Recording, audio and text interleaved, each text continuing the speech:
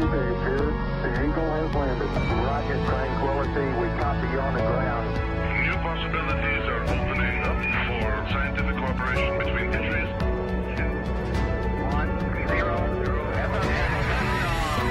Liftoff. Americans return to space as Discovery clears the tower. Discovery, go and throttle up. Discovery rocket, go to deploy. And everybody in the shuttle program, the crew is go for launch. Rocket, nice to be in orbit. We have followed in their footsteps to get us where we are today.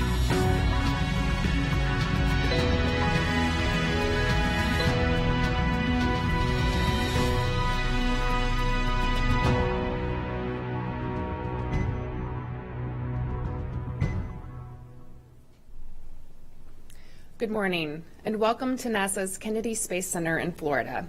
I'm Laura Bleacher, and you are watching the post-launch news conference for NASA's SpaceX Crew-6 mission. The Falcon 9 and Draken, named Endeavour, lifted off of Launch Pad 39A at 12:34 Eastern Time. Now a crew of 4 is headed to the International Space Station. NASA astronauts Stephen Bowen and Woody Hoburg, United Arab Emirates astronaut Sultan Alneyadi and Roscosmos cosmonaut Andrey Fedyaev. They will spend about 6 months there to perform science experiments, technology demonstrations, and maintenance activities for the orbiting lab. To tell us more about this mission, we have a great panel of folks for you. To my left, Kathy Lueders, Associate Administrator for NASA's Space Operations Mission Directorate. Steve Stich, Commercial Crew Program Manager. Dina Contella, Operations Integration Manager for the International Space Station Program. Benji Reed, Senior Director for the Human Spaceflight Program at SpaceX. And Salem AlMarri, Director General of the Mohammed bin Rashid Space Center. Each will deliver some opening remarks, and then we'll take questions for those on the phone and in the room. If you're on the phone, you can dial *1 to get into the question queue. Kathy, please go ahead and kick things off for us. So, wow, what a beautiful launch. You know, we've been really enjoying the night sky with the Venus-Jupiter conjunction, and somebody mentioned to me that, you know, we added a bright new star to that night sky tonight. So it was a clear night, and you know, we always love it when we see these beautiful launches. Kind of stepping back and reflecting on things, though, the other thing that we all realized today was it's been 4 years since Demo 1. And so when you look back on all the work that's been accomplished, and we realize now that this is our 6th crew rotation mission, plus our crew demonstration mission, so 7 crewed missions over this last 3 years. So just phenomenal effort and progression by the team. You know, we had to scrub our first launch attempt, and I'm really proud of the team that they worked through a tough issue at the last part of the count and made the right decision to step down, better understand the issue, and then fix it and come back in. And the count tonight was just really, really quiet, kind of just like we like it, and really ended up with a beautiful launch. You know, it's another example that we fly when we're ready, and one of the ways that we ensure that we can fly our crew safely is to take it one step at a time, make sure that we're working through the operations cleanly, and I think the team demonstrated that tonight. You know, safely and reliably launching our crews to the International Space Station is really a critical capability. So I'd like to say congratulations to the SpaceX team, our NASA teams, and most of all, a special thanks to our partners that are giving us their precious cargo to be able to deliver to the International Space Station. You know, as you know, this mission isn't complete. Obviously, launch is a very, very important first step. And so looking forward to getting the crews to the International Space Station. Dina and the team have a whole lot of work for them to do. We're going to be keeping them super busy over the next 6 months. A very, very exciting time on the International Space Station. But for right now, we're going to keep our eyes on the ball and ensure that we bring those crews safely to the International Space Station. And I personally am going to be very happy to welcome Steve, Woody, Sultan, and Andrey to the International Space Station on that welcome ceremony early tomorrow morning. And then hopefully hoping to get some sleep at that point. I think we're all kind of hoping to get some sleep after this last week, but what a great launch. And with that, I'm going to hand it over to Steve Stich, Commercial Crew Program Manager. Yeah, thanks, Kathy, and it's great to be here, and thanks for the interest tonight in attending the event. It was a really great launch, really smooth countdown today, as Kathy said, and really worked really well. We worked just a few things during the countdown. First of all, Kathy commented on the T-tab system that we ended up scrubbing the launch for a few days ago. We went in and replaced 2 filters in that system, and that system performed very nominally tonight, no problem at all. It's a very critical system. It provides an ignition fluid up to the 9 Merlin 1D engines, and that worked great tonight. Early in the count, we had a little issue with the hydraulic system where we ended up swapping out a seal. That was really early before any of the teams got out to the launch pad, or we pressed up the rocket. It was a seal in a hold-down system that was replaced, and that system functioned really well. Overall, I thought the team did a great job tonight working through some minor issues and getting into the count. We watched the weather really carefully for the attempt tonight. In particular, the winds in the staging area were right at the limits, and those held within limits. Our meteorological team, the 45th Space Wing, and the meteorologists in Houston did a great job with the forecasting and gave us a great opportunity to launch tonight. The vehicle, Dragon's on orbit, and it's doing really well. The cooling system's working fine. We opened the nose cone and did a test firing of the 4 forward bulkhead Dracos, and we did a phasing burn with those. That all went nominally. We did have one issue with the sensor on one of the hooks that's used to hold the nose cone system closed, and I'll let Benji talk about that. But the system operated nominally on the backup and worked just fine, and we'll be able to probably take that sensor out of the system, and we'll have no problems with docking. A huge thanks to the NASA and SpaceX team for working so hard for all these months to get us here. When I reflect back on the 4 years from Demo 1 to today, how far our teams have come, how strong the partnership is between NASA and SpaceX, how we worked a lot of challenges, and it's just a little hard to believe that we're on our 6th crew rotation mission in just 4 years. The crew on board is doing great. They got out of their suits. There's a bit of an off-duty time, so the way we're letting them manage the time on orbit is from about 2 a.m. this morning to 10 p.m. tonight Eastern. They'll have an off-duty period so they can manage when they sleep, when they eat, and then they'll get back into their suits for docking. That approach initiation burn will be at 11:35 p.m. tonight, and then the first contact for docking would be Friday morning at 1:17 a.m. Eastern time. Again, the crew's doing great. It's great to see some smiling faces on orbit. We're really excited. We're taking it one step at a time, and looking forward to a good docking tomorrow. And I'll turn it over to Dina. Great. Thank you, Steve. And thank you all for being here. As you all saw that are here in this room, it really was a spectacular launch. And so I know I'm said it the 3rd time around, but it was incredible to see. It really was. And I really would like to also thank and congratulate the teams from SpaceX and Commercial Crew Program and the ISS teams and all the partnership, everybody who's made it a success up to this point. So ISS is doing great, and we are definitely looking forward to welcoming this new crew on board. ISS has been a really busy place where we had on February 17th, we had a Progress Russian cargo vehicle undock from a Zenith port on ISS, and then we later on Thursday of last week, we had a Soyuz launch.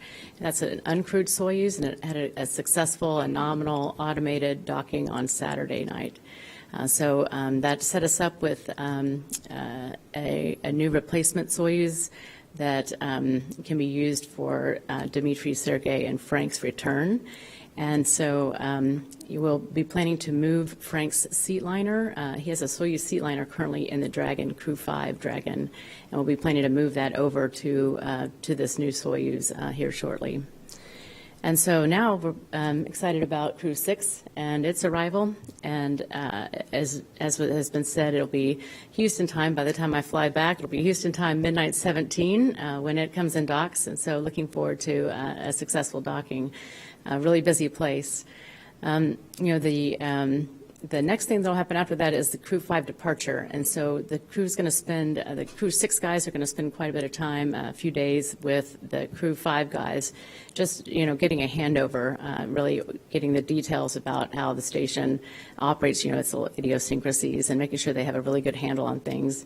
And then after Crew-5 departs, very shortly after that, we'll have a string of flights. And so it's important that the crew has a good handover. So this crew, the Crew-6 guys, they're going to be on orbit for 6 months, and they have a lot of research ahead of them. And so Kathy mentioned we're going to keep them busy. Just some examples of the research. We're going to be doing some exploration type of research to try to further our capabilities when it comes to deep space exploration. We'll be doing experiments to see how materials burn in microgravity, and we'll be doing tissue chip research, which is related to heart and cartilage and brain functions. And, this is a really interesting time as well, since we have all of our international partnership and all of their science, and we'll be having some specific science associated with the United Arab Emirates science as well, with Sultan on board. So, like I said, keeping them busy, and then just to kind of go through all the visiting vehicle traffic that the crew will also see, bringing this science back and forth. We'll start with SpaceX 27, and that will arrive around mid-March. And then that'll be about a 30-day mission. And then hot on the heels of that, we'll be having the Bowen crewed flight test mission, and we're looking forward to having Sunny and Butch on board. And then we'll also have a Northrop Grumman 18-19 exchange. So Northrop Grumman 18 will depart, unberth, and then Northrop Grumman 19 will launch. And then we'll have the second private astronaut mission. That's Axiom 2. And then we'll have, soon after that, SpaceX 28, which is bringing, in addition to a bunch of science, it'll also be bringing the next set of solar arrays for our station upgrades. So we have a lot in store for the Crew-6 guys. We're definitely looking forward to seeing them on board. And again, I'm really proud of this team, and looking forward to what comes next. So with that, I'm going to hand it over to Benji. Great. Thank you so much. So first of all, thank you, everyone, and here at Kennedy and across the nation and world who are paying attention to these launches. I think it's so important for all of us to remember. Kathy mentioned the conjunction of the planets and looking up at the stars, and we don't do that enough. Even those of us who are in the business, it's important to think that this is where we're going. This is where those 4 astronauts are headed right now, and to join a number of other astronauts who are already there, that much closer to the stars and the planets where we all want to go to, and why we drive for this exploration and ultimately making our lives multiplanetary. And it's a sacred honor. I've sat in this seat before, and we've said those words, and every single time, that's the truth, right? This is a sacred honor that we all share in carrying these people's lives to space and bringing them back home to their families. And so I really appreciate the opportunity to be here. As mentioned already, the crew is safely on their way to a space station. We had a good launch, overall a very clean count, as we say, and good staging, and we got Dragon into a nominal orbit, and they're off and running. It's also important to note, though, that is just the first step in the process, right? They need to get to station and get docked, and then do their work that Dina's got set up for them, and then in 6 months we need to bring them home safely. And speaking of bringing people home, not to forget that right on the heels here of this launch, we'll be bringing home Crew-5, and we've talked a little bit about that already. But it's also a critical activity and a critical operation that we're paying close attention to as we get ready to bring those guys home after all of their hard work on station back to their families. So that's another thing that we put a lot of attention on. I wanted to address, a couple of the issues that we talked about already. So there was the TTEB issue that where we scrubbed our launch on Sunday night. And I'll kind of go into a little bit of detail, so bear with me, and I'll drone on just a little bit about that. But TTEB is triethyl aluminum triethyl boron. It's essentially a chemical that kind of instantaneously combusts when it gets into the air. You think of it as a way of just very quickly lighting the match that's going to light your oxidizer and your fuel, in this case kerosene and liquid oxygen.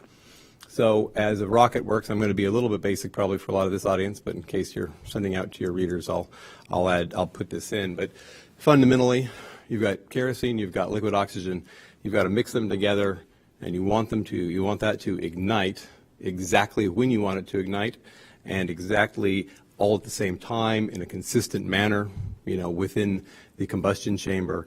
Because what you want is that engine, or that rocket with all 9 engines, to have very consistent and predictable thrust as you're going up. You don't want anything funny happening with the timing of that combustion within those engines. So it's really critical that you have some way of doing that, of lighting, of igniting those engines. The way that we do that is with this stuff called TTEB. And we flow to make sure that there's enough of this TTEB going into the engines when it's time to ignite them. We flow it up to the interface of the rocket, up to the interface of the engines, to basically get all the gas out of the system. It's sort of like if you replace your brakes and you have to, bleed the brake line system to make sure you got all the air bubbles out of the lines. You want to make sure you just have brake fluid. It's the same idea. We want to bleed the line so that we have any gas out of that system, and we're sure we're going to have exactly enough TTEB, the correct amount of TTEB, to ignite the engines right when it's time. So during the count on Sunday night, we were watching as we do all of the different data, all the different signatures of information, as we call them, coming in from the rocket and the systems and the ground systems. And one piece of data looked a little bit funny. One of the signatures looked a little funny, which was how much TTEB is coming back into the catch tank, so coming out. So when you're bleeding in the TTEB to the rocket interface, you're pushing the air out there, or the gas out, but you also want to you're bringing the TTEB back to a catch tank, and you want to see how much you're catching in that tank on the way out. And we weren't getting clear data that we were getting what we would expect to see, the amount of TTEB coming into that tank. And that gave us pause for concern. At that point, the count, that was within an hour, but still we had most of that hour to go. We had a very clean board, overall clean count. The teams weren't working other issues of anything significant. And so we said, well, we can go ahead and work this issue and try to understand it a little bit better. And so they did that, all of the engineers in the back rooms, as well as the key operators were looking at that and assessing, okay, are we okay? Are we sure that we're not getting enough TTEB into that catch tank or not? At the end of the day, we couldn't be absolutely sure that we had enough TTEB, enough of this ignition fluid bled up to the interface of the rocket to make sure that we would get that consistent, exactly timed ignition that we need across all 9 engines. So we scrubbed the launch because we need to make sure that we have that in place. Then in the interim, so after we scrubbed launch, we got into the system and we discovered that there was a filter that was clogged. And just like most fluid systems that you have in your house or your car, or in rockets and ground systems, you've got filters. And this particular filter was clogged, and that's why we weren't getting enough TTEB into the catch tank. Looking back so far at the data that we have seen so far as we continue to look into this, probably there was enough TTEB to be able to launch safely. I think it probably would have been just fine. But that's not how we launch people. We launch people when we know for sure that it's going to be okay, that everything's going to go nominally the way we expect. And so with that in mind, as I mentioned, we delayed the launch. We changed out the filter. And then we also put in place some additional checks in our process and our procedures to get better information for future launches as well. And tonight it worked very well. TTEB bled in exactly as expected. We caught the amount that we needed to see in the catch tanks. All the other data signatures looked great. And obviously, as you saw, and everybody's mentioned the beautiful launch tonight, it was all 9 engines ignited just the way they were supposed to and got the crew safely to orbit. That was the TTEB issue, and I will now talk about the Dragon hooks on the Dragon nose cone. So the way that works is you've got the capsule, and there's actually 12 hooks in that system. Only 6 of those hooks are used to hold down the nose cone. All 12 hooks are used when you go to space station to dock to station. So the same hooks that are holding down the nose cone are 6 of those hooks, plus another 6 that are not used for the nose cone. 12 are used to grab and pull you in to do hard docking into station. Just want to give you a sense of how this system works. And then again, when you leave station, you got to close the nose cone, and you want to relatch the nose cone. The 6 that are for the nose cone are used to pull the nose cone tightly closed and hold it closed. Tonight what we saw, let me back up again. On the system, each of the hooks has 3 different sensors, basically limit switches, that a combination of the information given from the 3 limit switches on all 12 hooks tells you the status of where you're at. Are we all the way closed? Are we all the way open? Are we moving through that opening process? One of those 36 limit switches was not indicating correctly. It was indicating that we weren't opening. Something was not right. It was not matching fundamentally what all the other limit switches were saying. The system, out of an abundance of caution, when it sees something funny in that data set, it moves all of the all of the hooks over to the redundant motor windings. And this is a really interesting subtlety, right? The motors are actually, it's all the same motors. There's just different windings, different wiring in each motor set. We moved over to their backup winding set, worked just perfectly. Everything's fine, and the Dragon nose cone opened. What we've done since that time is we assessed whether or not, so we're pretty confident, hey, it's just this one limit switch is off.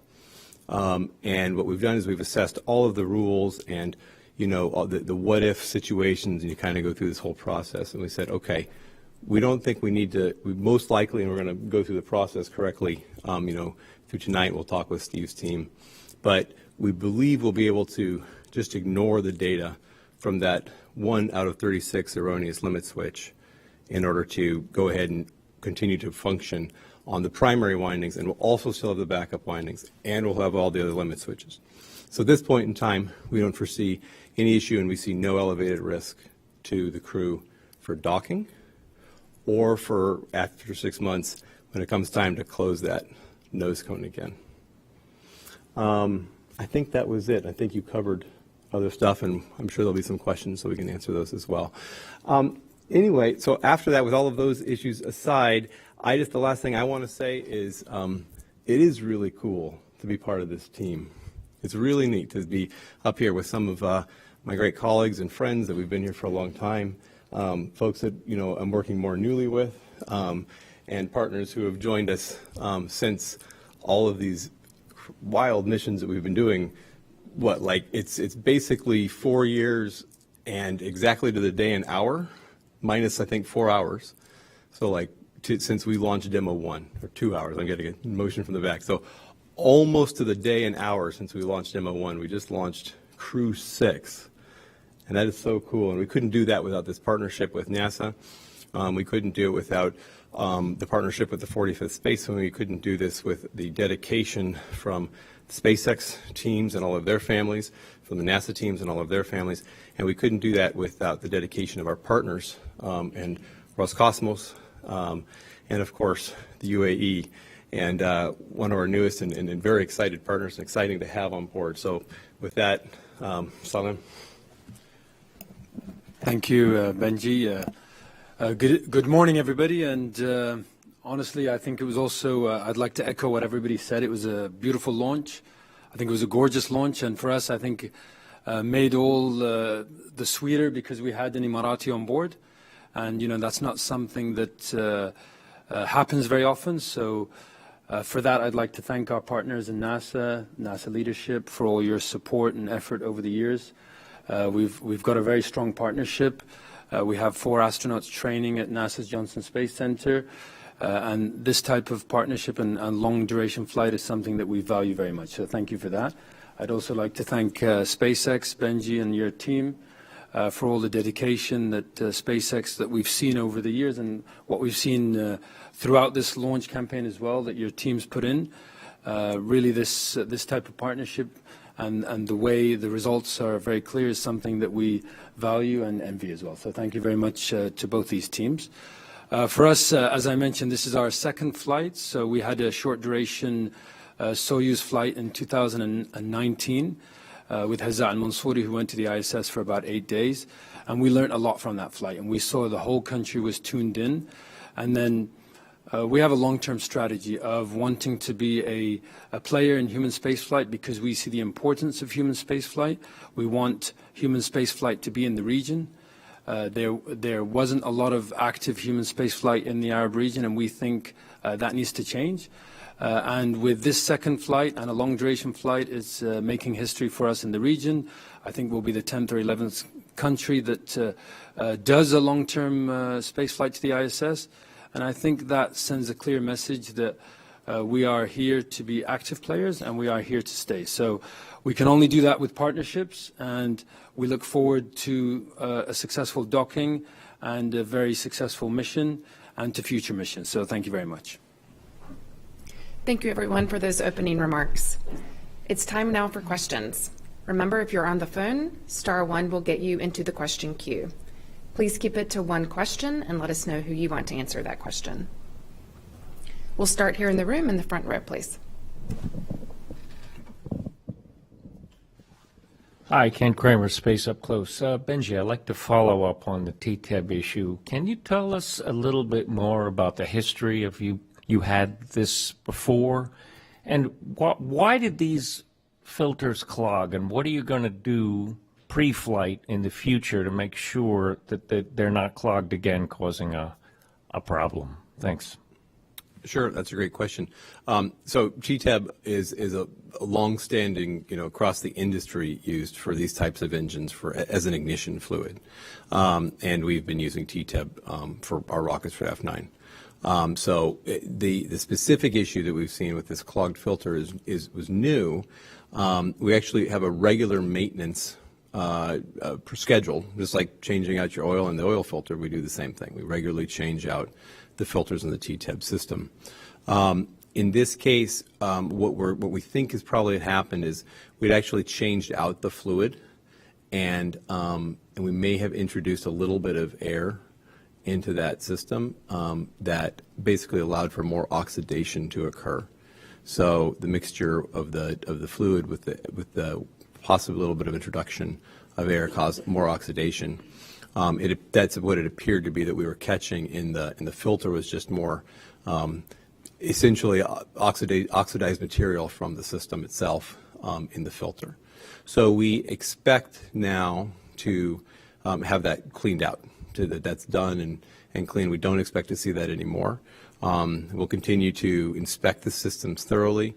Now that we know that this can happen, we will continue to change out filters regularly. And as I mentioned, there's just more data signatures and more things we can look at as we are, going through all of our operations and we go into counts to have a better sense of where things are at. Yeah. Take another question from the front row. Hi, Stephen Clark from Spaceflight Now. I think this is probably for Steve, Stich, and/or Benji. I think this was your last launch under your original commercial Crew contract. I know it's not over till the Crew is back when that contract is fulfilled. But I was wondering if you could take a step back and reflect. You talked a little bit about this being, so many missions since Demo 1, but just as you transition into those extension missions, do you feel like you're in a rhythm? Does it feel routine at this point? And for Steve, Stich, are you planning on adding more missions to Boeing's contract beyond their 6? Thanks. Yeah, maybe I'll start and then Benji can add. Yeah, of course we added flights already to the SpaceX contract. We added 8 more flights, and we have activated 3 of those flights already. So have those on ATP'd in contract. I mean, when you asked, is it routine now? I think we're in a rhythm of getting into these flights. Some parts of it are much more predictable as we get into the flight readiness process. Going through the vehicle readiness, I think that we're in a good routine between NASA and SpaceX, but every single flight that we get into the countdown of, there's a little bit of a difference in the Dragon configuration, a little difference in the pad, a little difference in Falcon 9, something going on with the fleet that we have to monitor. So it never is easy, and it's never really routine. They're each different. They each have their challenges. And what's exciting to me is the way the team works through those challenges every single flight, whether it be a structural problem or a pad problem or whatever. I think we do a great job of working through those together. Relative to Boeing, we're working really hard to get to the crewed flight test very soon. And we already have 6 flights for Boeing on contract, and we'll look out there as we work toward the end of the space station program in that 2030 timeframe and see if we need to add more flights at a later time. So, and I'll just add that it's just an awesome time in spaceflight. And so when you look back at the opportunity that we've had to be able to provide these 6-month rotational missions is great. It wasn't what we originally planned to do necessarily, but we're happy to do it.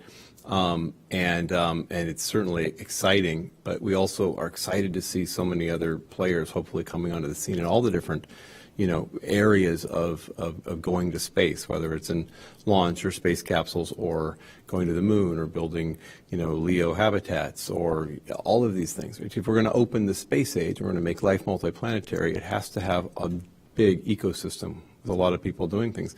And I mean, that goes back again, we're talking about our new partners like, the United Arab Emirates. It's so cool to have these kinds of partners, and the ongoing international partnership with the International Space Station, right?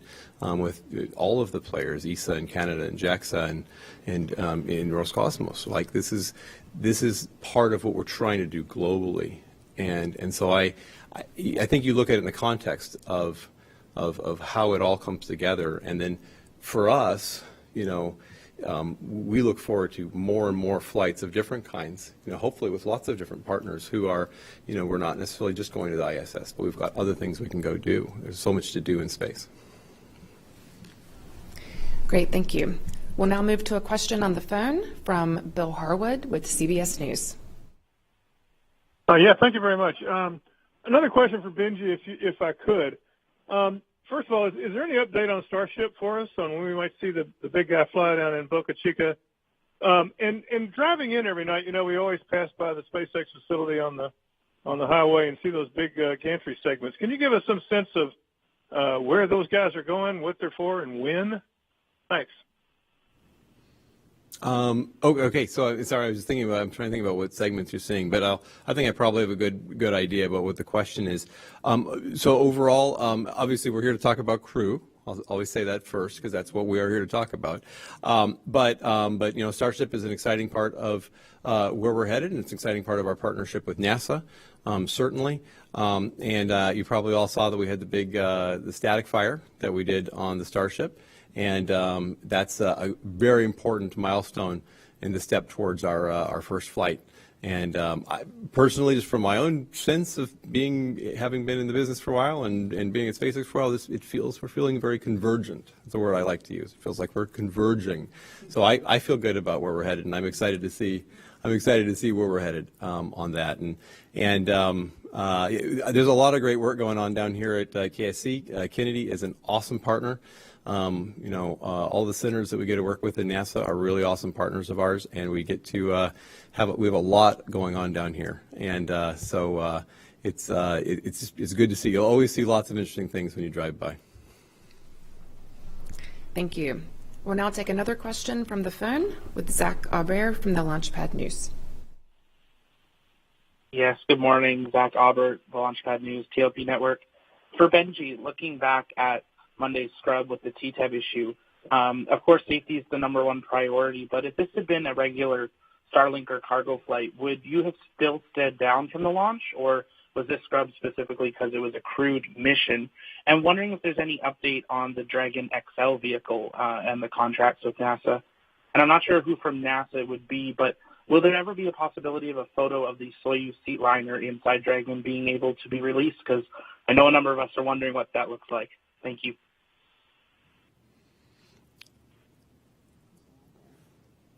I actually forgot the first question.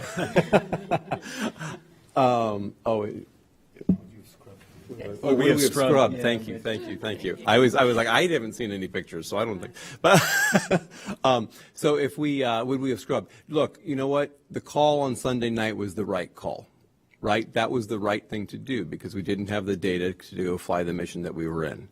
And every mission that you're in, you have to make that call. I don't think you can go back and kind of armchair quarterback the thing and say, oh, well, what have I done something different, or what have I done in a different situation? Like, the situation you're in is a real-time operational situation. So you have to make the right call in that situation. That's what I think we did. I'm very proud of the teams, the joint teams, in how they went through that. And I'll add to that. I mean, I was a part of the operation, kind of watched it. You know, I've seen some shuttle countdowns where we had problems. We worked down late and had to scrub, and basically the team couldn't get comfortable that they had the right amount of TTAB up into the engines to start the rocket. And it's a very critical fluid, as Benji talked about, and so the team decided, hey, it's not a good day to go fly. This is very far out of family with what they've had and the hundreds of launches they've had in the past. And they stood down, and I suspect the same thing probably would have happened on a non-NASA flight for SpaceX. Relative to the seat liner picture, I don't know where we're at. Maybe we can go. We'll think have we to could go Roscosmos talk to Roscosmos and see about if releasing. that would be acceptable, and then discuss it with SpaceX. So let us look into that. Do we have another question in the room? Right, on the front row. Starting tomorrow morning after 1 a.m. I'm sorry, Phil Keating, Fox News. So once this crew arrives, how many people will be on board the station?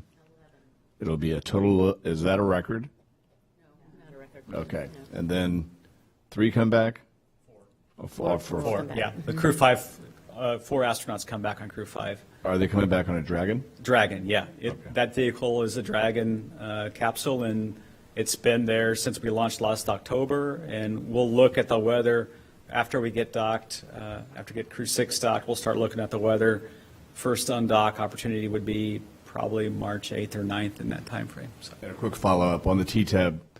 Had you kept going and not scrubbed, and the levels of the ignition fluid were lower than what you want, what could have happened? I mean, could it have been disastrous, or could it have possibly just still succeeded? I think what probably could have happened, I think we convinced ourselves, even after looking at the data, that we probably would have been safe. The engines probably would have started nominally just fine. I think what would have likely happened had we not quite had enough is the engines probably would have aborted and we would have not lifted off. So there's protection in there. The engines look for certain pressures over a certain time once the start command is sent to the engine, and so I suspect the system would have aborted out and shut the engines down safely, or not started them at all. So. All right, we have another question on the phone. We'll go to Marcia Smith with Space Policy Online. And I guess is for Benji and Steve, and I'm just curious about how you look at these anomalous situations and make a decision on how to move forward. So on TTAB, you had a reading that was unusual. You weren't quite sure what it was telling you, and you decided to scrub the launch. But on the hooks, you're having a reading that's anomalous. You're not quite sure what it is, but you've decided that in this case it's probably a sensor problem and you don't need to worry about it. I'm just curious how you go through that decision analysis. Let me start, and then I'll see if Benji has anything to add. So I would say the two problems are a little bit different, and let me go through it. The TTAB system, obviously it's a fluid that we need to get up into the engine to start it, and there really is no redundancy in that fluid. There's one line that comes up into each engine that provides that TTAB. And when we looked at the data, again, as Benji described, this fluid is moving up into a line and then going into the engine and then running out into a tank.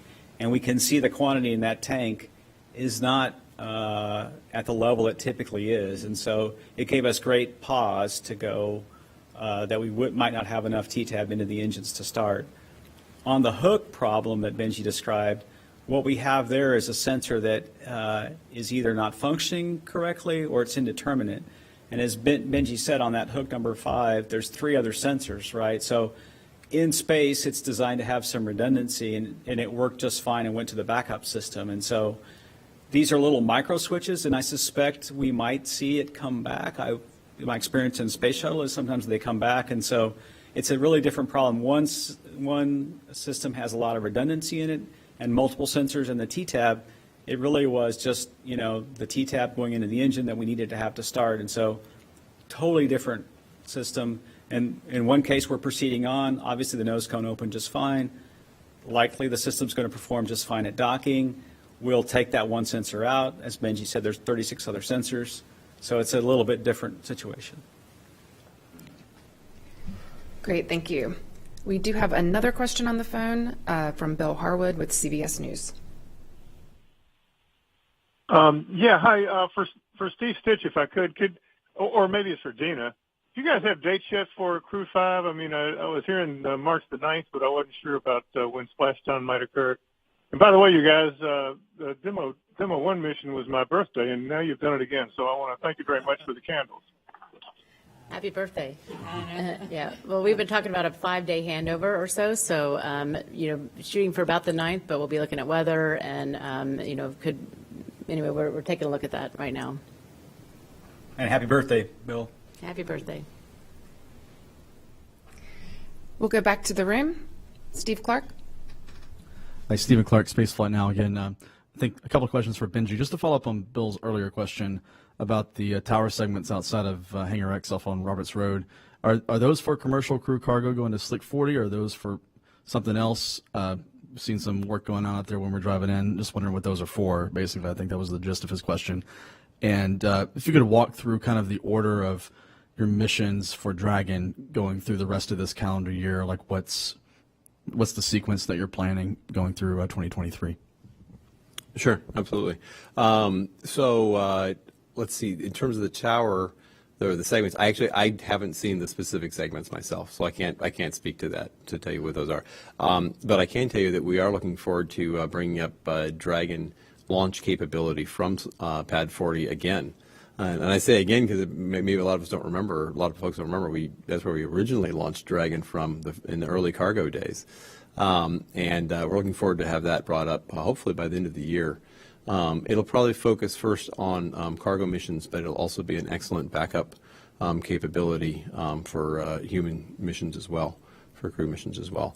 So having that redundancy is really important for the ISS and just in general, and then it creates more flexibility. And then the other question again, give me that again. Sorry. Just walk through the Dragon. Oh, the Dragon manifest. Yes. So well, I think actually Dina kind of talked through it already. It's pretty well, right? So we've got a cargo launch coming up right away, and then we'll have Axiom 2, a private astronaut mission to the space station, another cargo launch, and we'll also have the Crew 7 launch. Looking forward to that later in the year, and then another cargo launch as well. So a lot of crew and cargo missions coming up, and just space station, and not to forget, we also have our Polaris Dawn mission that'll be coming up in the summer, and that'll be a free flyer mission, not to station. Is that before Crew 7, or is it later in the year? I would guess so. Yes. Yeah, that's what I would. Yeah. All right, we'll take another question in the room. Hi, Ken Kramer, Space Up Close. My question for Steve or Kathy probably, what is the future of crew swaps with Roscosmos? You have an agreement now, I think it was for 2 or 3. This is the second one. So what's happening beyond that? How are the negotiations going? And what's the future of astronaut flights for the UAE? Thanks. So we currently have an agreement with Roscosmos for 1 crew rotation mission a year on SpaceX. We're actually in the process of updating that to add the Crew-7 mission this fall and working that through the Russian government and then back through, obviously, our side of, and to get final agreement. But that's our goal is to be able to then support integrated crews, and we've talked a lot. I know you guys have heard from us a lot about why we feel like integrated crews are important for us to maintain the best logistics support to the ISS. And so with the addition of the Crew-7 agreement, we would have coverage for Crew-7 and Crew-8. And eventually at some point when we have gone through our crewed flight test with Bowen and an initial PCM-1 test, our PCM-1 mission, we would be looking at also adding Bowen to an integrated crew agreement. We would like to continue that every single crew rotation mission has integrated crew on it to make sure that we have at least 1 USOS and 1 Roscosmos cosmonaut on it to ensure that we've got coverage for both sides of the segment on every single vehicle. Yes, so I think firstly, we have our attention firmly focused on this mission. Of course, looking at the future, we have 4 astronauts who are trained or training currently at NASA. And our objectives are to fly them. We are, of course, looking at short duration missions and long duration missions and beyond that. So this is what we plan to do, of course. Now, as a relatively small country and a new entrant in human spaceflight, I would expect us to look at a flight every 3 to 5 years, something like that. So, as I said, we're focused on this mission currently and possibly one in 3 to 5 years, as we said. All right, we have another question on the phone from Zach Aubert from the Launchpad News. Yes, thanks for coming around to me again.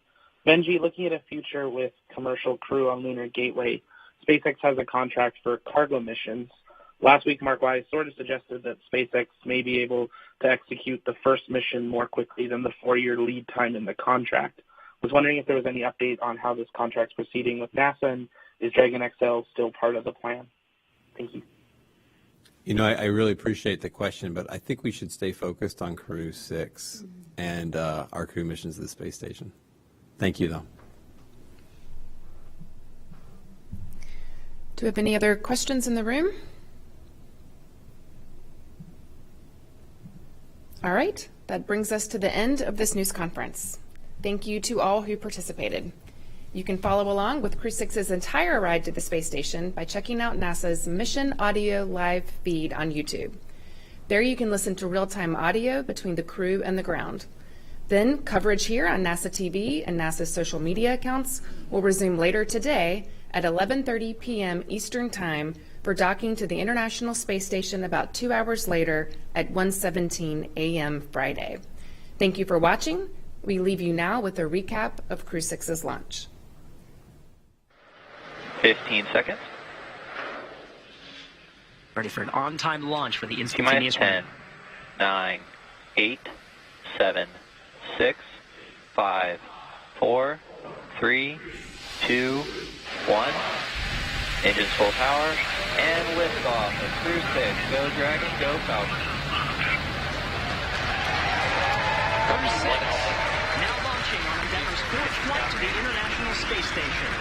Vehicles pitching downrange, 1.7 million pounds of thrust provided by the 9 Merlin 1D engines on the first stage. Hearing good calls, stage 1 propulsion is nominal.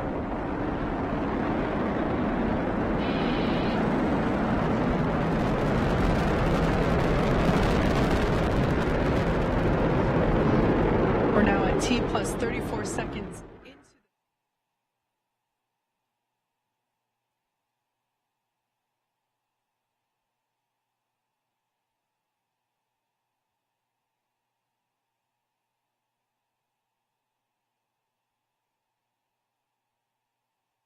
Well, in my left hand I have a feather. In my right hand a hammer.